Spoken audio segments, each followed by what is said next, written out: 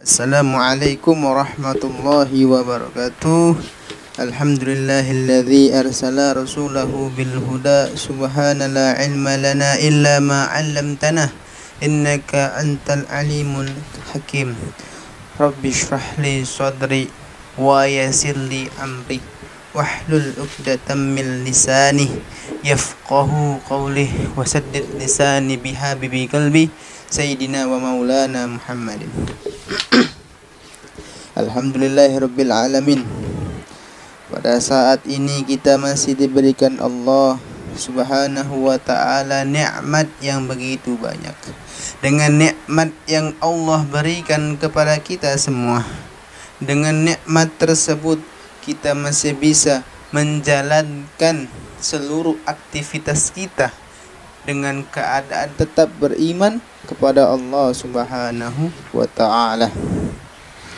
Bagaimana kita harus selalu bersyukur atas nikmat yang Allah telah berikan kepada kita. Bagaimana Allah Subhanahu wa ta'ala berfirman dalam Al-Quran, la in syakartum wa azidannakum wa in kafartum fa inna adzabil lasyadid. Jikalau kalian ingin la in syakartum, jikalau kalian ingin bersyukur, akan kutambah nikmat yang aku berikan, kata Allah Subhanahu wa ta'ala. Akan tapi jika kalian mengkufuri nikmat yang telah aku sodorkan setiap harinya, baik itu nikmat kesehatan, baik itu nikmat iman, baik itu nikmat Islam, baik itu nikmat panca indera yang diberikan oleh Allah Subhanahu wa ta'ala, kita mengkufurinya, maka sungguhnya azabku, kata Allah, itu sangatlah pedih. Maksudnya mengkufuri di sini apa? Mengkufuri di sini adalah dia menafikan, berbuat maksiat atas setiap sesuatu yang Allah sodorkan kepadanya. Allah berikan dia nikmat, dia maksiat dengan nikmat yang Allah berikan tersebut. Contoh, Allah berikan dia penglihatan matanya. Dengan penglihatan mata tersebut yang Allah berikan kepadanya, dia mengkufuri nikmat tersebut dengan cara dia memakai bukan pada yang beribadah kepada Allah Subhanahu wa ta'ala. Kita bicara tentang hidup kita di dunia ini. Dunia ini laksana al-bahru, lautan. Dan adapun cara kita menyelamatkan diri dari lautan dunia ini dengan takwa kepada Allah Subhanahu wa ta'ala. Apa takwa tersebut? Takwa itu imtithalu awamir wa istinabun nawahi, mengerjakan apa-apa yang diperintahkan Allah Subhanahu wa ta'ala dan menjauhi kalau Allah larang. Misal Allah larang kepada seorang hambanya, itu pasti baik untuk seorang hambanya. Allah larang, kenapa? Babi itu tidak boleh dimakan karena di situ ada darurat yang Allah berikan kepada seorang hambanya. Allah sayang, cinta kepada hamba. Tidaklah Allah mentakdirkan sesuatu perbuatan kecuali itu perbuatan yang terbaik bagi seorang hamba. Kita bicara tentang dunia. Dunia itu apa? Dunia, kata Nabi Muhammad SAW, ad-dunya mal'unun wa ma fiha. Dunia itu adalah sesuatu yang dilaknat oleh Allah Subhanahu wa ta'ala dan apa-apa isi yang di dalamnya. Jadi dunia ini hanya tempat sementara yang dari awal diciptakan oleh Allah Subhanahu wa ta'ala sampai nanti dibinasakan oleh Allah. Itu adalah makhluk yang paling dibenci oleh Allah. Tidak pernah ditoleh sekalipun dari awal penciptaan dunia ini. Tidak pernah Allah lihat sekalipun dunia ini. Dan Allah mengatakan kepada dunia, ya dunia, man khadamaka, barang siapa yang berkhidmah kepadamu, maka jadikanlah dia itu khidmah, jadikanlah dia itu khodammu. Orang yang mencari-carimu, jadikan dia itu budakmu.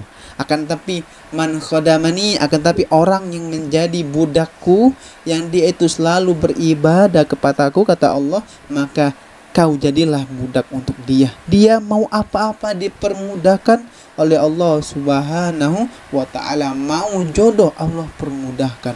Mau rezeki, Allah permudahkan dengan sesuatu tentunya yang terbaik baginya. Dan dengan syukur tersebutlah kembali kepada syukur. Dengan syukurlah akan bisa memenuhi setiap sesuatu dari yang Allah berikan itu merasa cukup. Allah berikan kita itu sederhana, akan tapi dengan rasa bersyukur kita menyadar, oh ini adalah rezeki dari Allah, maka kita akan merasa yang namanya kecukupan. Inti daripada pembahasan adalah syukur dan menjauhi gemerlap dunia apapun bentuknya, karena tujuan kita adalah akhirat. Kita menikah itu tujuan bukan untuk apa-apa, bukan untuk percintaan. Kata Nabi Muhammad, menikah itu untuk memiliki keturunan yang dimana keturunan tersebut menjadi orang-orang soleh yang meneruskan dakwah daripada Rasulullah Shallallahu Alaihi Wasallam. Makanya para ulama mereka itu menganjurkan kepada anak untuk mencari jodoh. Nah, untuk mencari jodoh yang dianjurkan oleh Allah Subhanahu wa taala pasti yang terbaik, dan makanya mereka itu dijodohkan kepada orang yang telah layak, orang yang dia itu amal ibadahnya soleh. Makanya jangan kita berharap kepada orang lain, kepada manusia, kan, tapi berharaplah kepada Allah Subhanahu wa taala. Karena berharap kepada manusia pasti kita akan merasa yang namanya kekecewaan. Akan tapi kalau kita berharap kepada Allah Subhanahu wa taala, tak ada satupun kita rasa kekecewaan, karena kita tahu hakikat Allah itu memberikan kepada seorang hambanya itu pasti yang terbaik bagi seorang hambanya. Makanya kita jangan sekali-kali menganggap remeh pemberian yang Allah berikan kepada kita. Kecil apapun bentuknya, syukuri nikmat tersebut. Itulah rezeki yang Allah berikan kepada kita. Ar-rizqu ma yanfa' walau muharrama. Rezeki itu sesuatu yang bermanfaat walaupun bentuknya haram. Yang haram pun itu tetap rezeki dari akan, tapi bentuknya saja yang berbentuk haram. Makanya para ulama minta kepada Allah, minta dalam doa mereka, Allahumma rzuqna rizqan halalan thayyiban. Minta agar rezeki itu rezeki yang halal, bukan rezeki yang haram, karena rezeki dibagi menjadi dua, ada yang halal, ada yang haram. Yang contoh yang haram, rezeki yang haram, orang zina. Zina itu hukumnya haram, akan tapi yang halalnya apa? Dengan cara pernikahan. Contoh lagi apa? Yang haram. Contohnya lagi orang yang maling, mereka makan dengan hasil maling. Nah, itu juga rezeki yang Allah berikan kepada mereka. Akan tapi jika ada orang yang berdagang atau mencari nafkahnya itu karena Allah, niatnya bukan mencari dunia, nah itulah baru orang-orang yang sebenar-benarnya. Orang yang sebenar-benarnya diberikan rezeki oleh Allah Subhanahu wa taala dengan rezeki yang halalan thayyiban. Kemudian gimana kalau kita telah terjerumus dalam sesuatu pekerjaan yang pekerjaan tersebut mengandung perkara yang haram? Mantarkul haram, barang siapa yang meninggalkan sesuatu pekerjaan haram li ajlillah, dikarenakan karena Allah Subhanahu wa taala, dia tahu ini pekerjaan haram. Ini pekerjaan dilarang Nabi Muhammad SAW.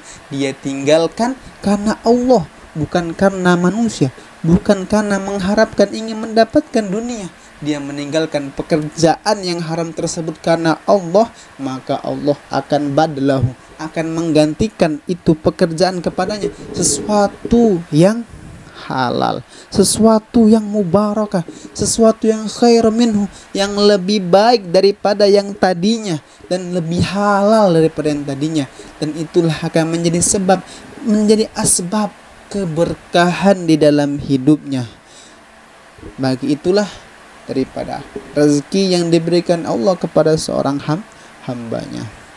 Kemudian kita membahas tadi tentang kembali lagi kepada dunia. Kalau kita mau bahas dunia, tidak akan ada habis-habisnya. Manusia mencari uang siang dan malam, meninggalkan ibadahnya kepada Allah Subhanahu wa taala. Demi apa? Demi kertas yang tidak ada harganya di mata Allah, tapi mereka menganggap itu adalah sesuatu yang berharga. Kertas dari pohon. Kertas yang dibakar, apabila dibakar akan menghasilkan abu.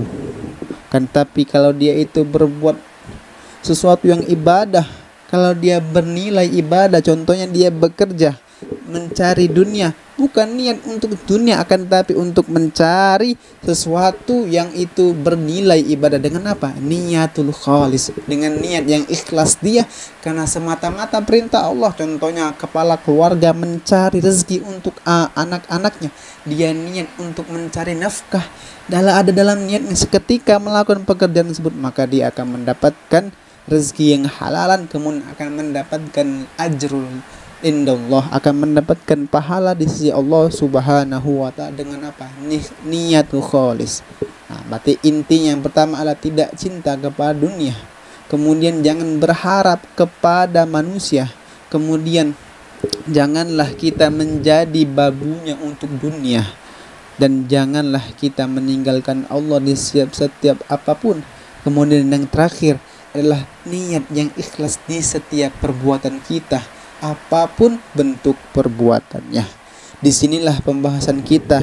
Mohon maaf kalau ada salah. Wal afu minkum. Wassalamualaikum warahmatullahi wabarakatuh.